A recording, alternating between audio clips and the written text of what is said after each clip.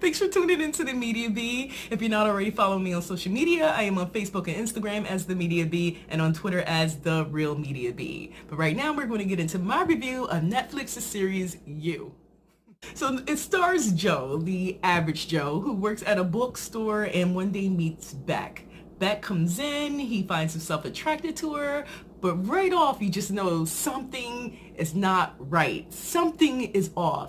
The whole show is narrated from Joe's head. So you hear his thoughts, and at first they're normal, you know, attractive guy, attractive girl, but then he follows her home.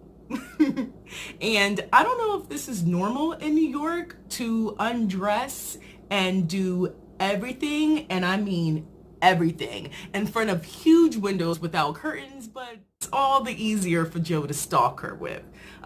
He breaks into her apartment, he's stealing items of her clothing, he's watching her out with her friends who are a bit pretentious and look down on her, and during this time he thinks he could save her from herself, essentially.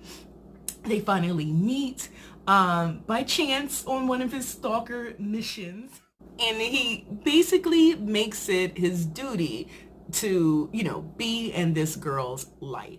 So again, you're like, oh, you know, Joe's got the girl, but something's still uneasy because you see the lengths that he did to get her, how obsessed he's really is. So then it's not too long before we find out that that uneasy feeling that we've had the whole time we're watching this thing is validated. He basically kidnaps the guy she's seeing, traps him in the basement of the bookstore in some glass cage his mentor made, and at first he's not even sure what he's going to do with the guy. He just has him there. Eventually he kills him, and that's when we know, yo, Joe is bad. Joe is really, really bad. You thinking, the guy she was seeing, he wasn't great anyway, and he has the girl. But then in comes another obstacle for the love story that is Joe and Beck, her friend Peach, who Joe finds out is not only a little overprotective of her, but obsessed with her, like romantically. So he follows them to this cabin and he kills Peach. He killed another murder. I think this is your average like slasher TV series. There's a whole side story going on with his neighbor kid who's living in a whole domestic violence situation with his mom, and this is how it gets you. Joe is so nice to the kid. He's so compassionate to what he's going through. He feeds him. You know, he actually cares about his mother's addiction, and they're wrapping you in. And long before you know it, you're rooting for Joe. Sick Joe. I can't even spoil the things he does, but you'll get it once you watch. So he gets what he wants. He finally gets back. They are together and things are great. He even smashes her old cell phone, which is how he's been tracking her every move. Till he sees signs that she's cheating. With who? We don't know. He assumes it's her therapist.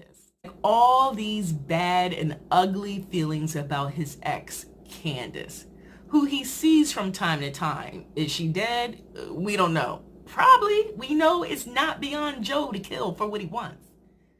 But then something that you don't expect to happen actually happens in the show. Her cheating, and says that if they don't have trust, they have nothing at all. They actually break up. They actually break up and go their separate ways, and Joe's moved on, and you see him doing well, and he's not creepy with his new girl. So I don't know, was that just a phase?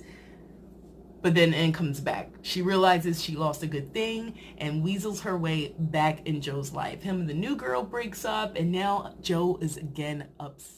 But Joe's been waking up, having nightmares and screaming Candace's name. So now Beck is obsessed with getting to the bottom of what happened with his ex-girlfriend.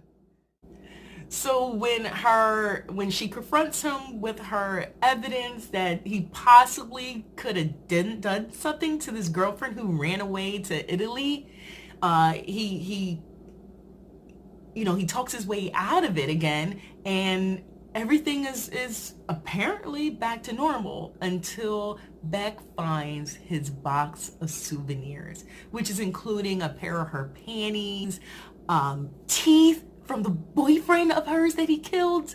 And guys, wait till you see what's in the box. And Joe finds out that she saw what's in the box, and now she's in the glass cage in the basement of the bookstore.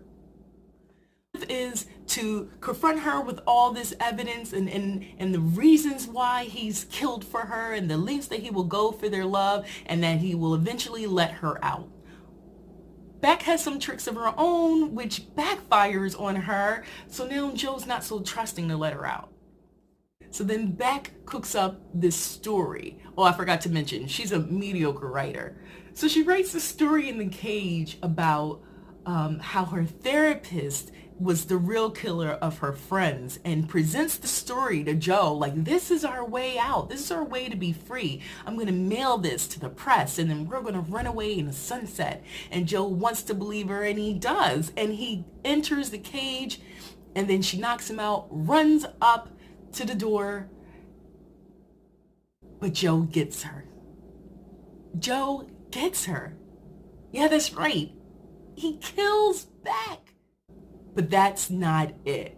It has been renewed for season 2. And in the end, you'll see how. In walks Candace into the bookstore.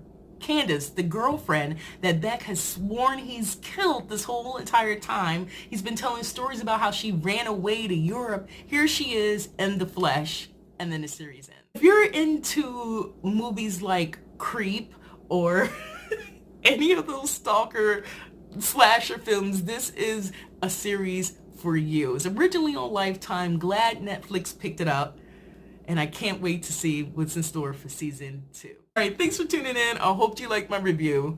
Please, again, click like and subscribe, and follow me on Facebook and Instagram as The Media Bee, and again on Twitter as The Real Media Bee.